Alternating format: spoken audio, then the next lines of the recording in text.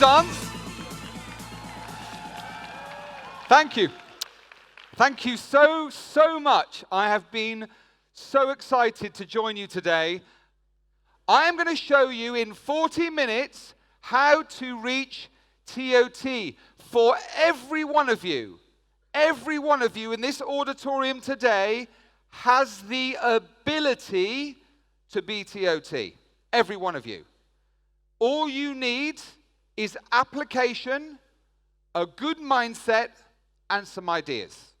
All of those things will happen in the next 40 minutes. Success is not easy.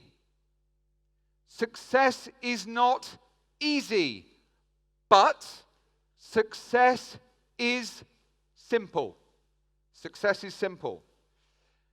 Many months ago, I had the privilege of speaking in South Africa, and I listened to a speaker. Her name was Moira Summers, and she's a psychologist, and she spoke, and I don't know if you know this, I didn't know this, that if you meet a bear, a black bear, a brown bear, or a white bear, there are 3 different ways that you should deal with the bear. Did you know that?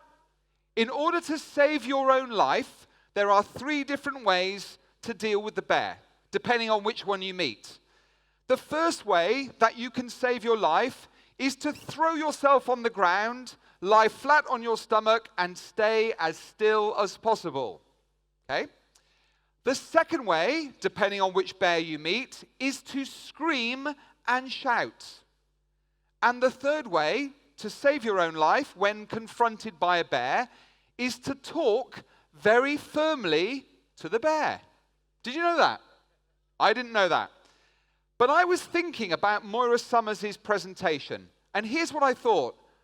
Isn't that what life insurance agents are like? They are one of these 3 people. They either throw themselves flat on the floor, stay still, and wait for the problem to pass, don't they? Or they scream and shout. These are people that I call members of the discouragement club. These are the people, and you know who I'm talking about. You find them in your office, don't you? There they are in the corner of the room, drinking a coffee, reading the paper, and they are complaining about everything that is going wrong in the world at the moment. All the reasons why they would have been TOT if they'd had a better manager. They would have been COT if the economy had been better. If they'd worked for a different insurance company, if some more of their clients had said yes to them. These are members of the discouragement club, and their job is to scream and shout. Because you know what? It's easier to make an excuse than to take action, isn't it? The hardest way to be successful in this business is to talk firmly to your clients. And I'm going to show you how you can transform your business by approaching your business in a slightly different way. But before we get there, you need to appreciate and understand how important this word is.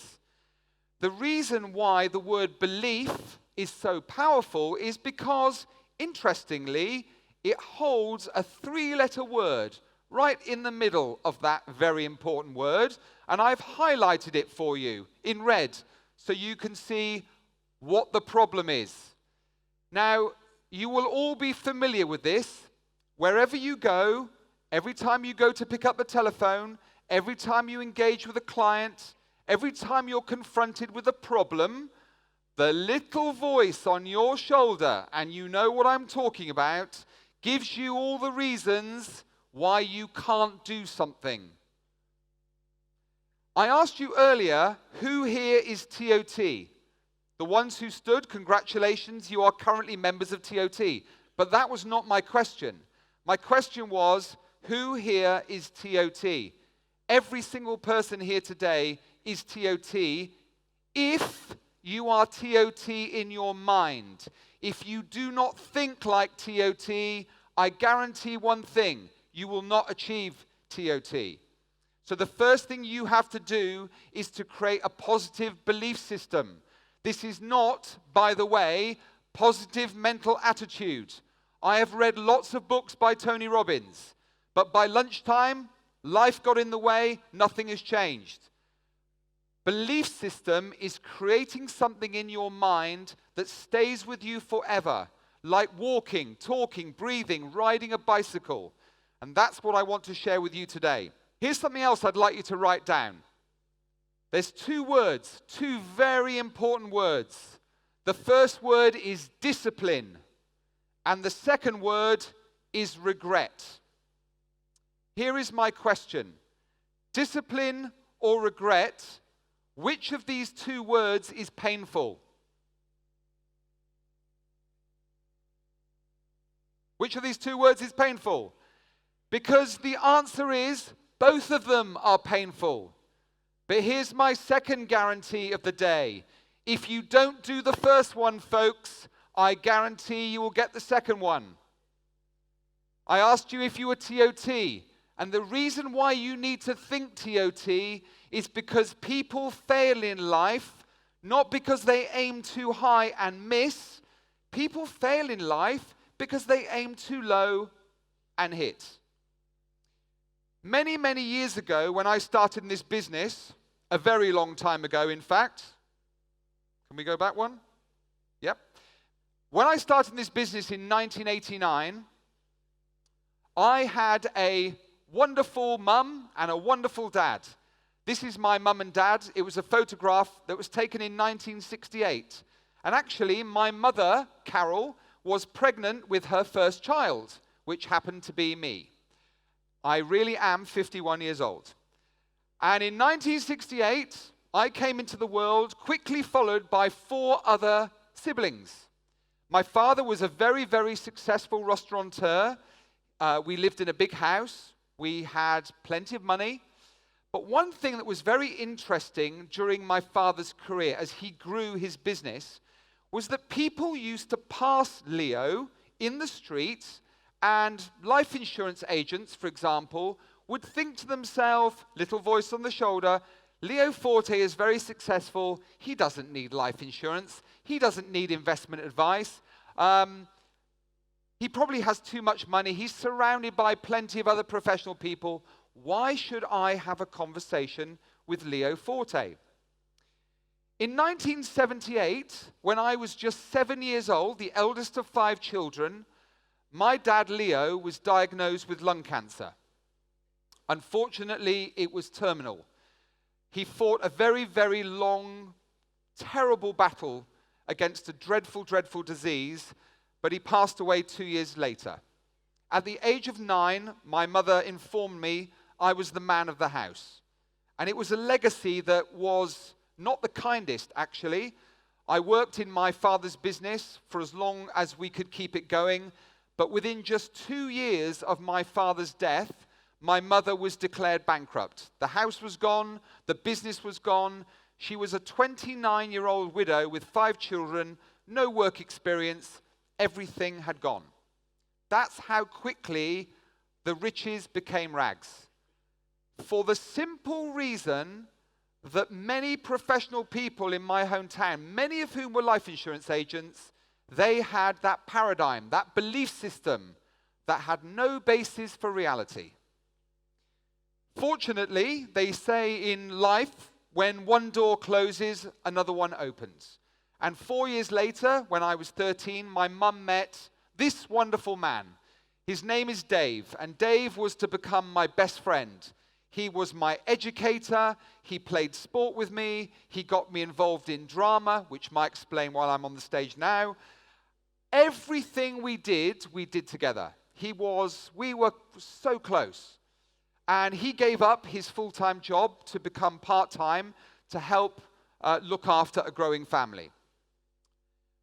During the time I was growing up as a teenager, I always used to promise myself, as the man of the house, that if and when I had the ability, when I was a little older, I would make sure that my mother was financially secure. That was a promise I made to myself every day in the years I was growing up. I can't pretend, I cannot stand here today and tell you that I wanted to go into the life insurance business. I didn't. I left university, I was academic, but I didn't really know what I wanted to do. A friend of the family asked me if I would like a job working part-time in his brokerage business, and in an attempt to pay off my student overdraft, I agreed. I worked for 6 months as an administrator, and after about 6 months, Tony, my boss, said, "Why don't you try selling? I'll give you some of my clients and you can go and service them." For 18 months, for a total of about 2 years in this business, between 1989 and 1991, I am somewhat ashamed to tell you that I was a failure in this business. But I was a failure for one reason and one reason only. I made excuses. I lay flat on the ground waiting for the problem to pass me by. Or sometimes I would scream and shout. I would never deal with the problem. My prospect list remained my prospect list because I thought, well, if I've got names on a piece of paper, there's always prospects. If I call one and they say no, one less prospect. How many of you have ever found yourself in that situation? I won't make the call just in case they say no. And here's one thing I learned very early in my career. Focus on the process, not on the outcome. One of the hardest things for us in this business is rejection.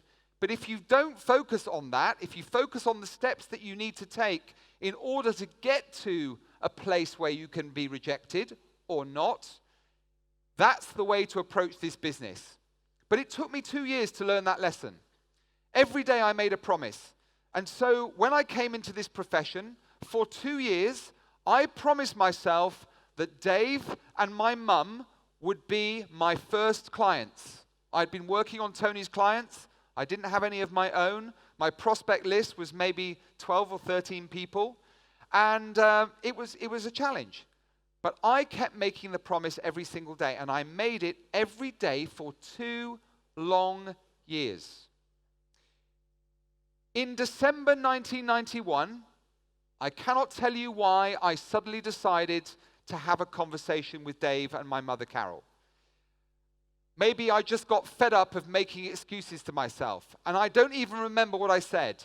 Something like, it would be wrong of me not to at least speak to you about insurance because I know you need it. Focus on the process, not on the outcome. And to my surprise, Dave said, actually, we've been speaking about this.